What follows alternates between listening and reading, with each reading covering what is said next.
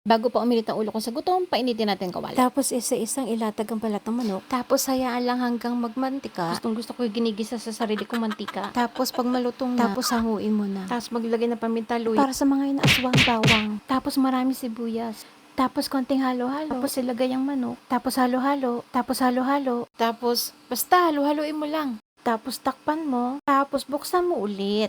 Tapos halo-halo. Halo-halo. Tapos lagyan mo na kamatis sa gitna. Tapos budburo mo na asin. Tapos patakan mo ng pampalasa. Tapos takpan mo ulit. Tapos buksan mo ulit. Tapos halo-haloin mo ulit. Halo-halo. Takpan mo ulit.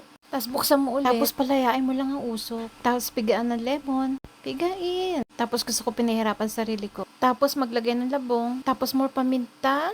Siyempre buksan mo muna. Tapos halo-haluin, halo-haluin. Tapos takpan mo, buksan mo. Tapos lagyan mo ng gata. Tapos lagyan mo ng green Thai curry. Tapos trip ko lagyan ng tinadtad na dahon ng bawang. Para siguradong walang mang-aaswang. Takpan mo, buksan mo.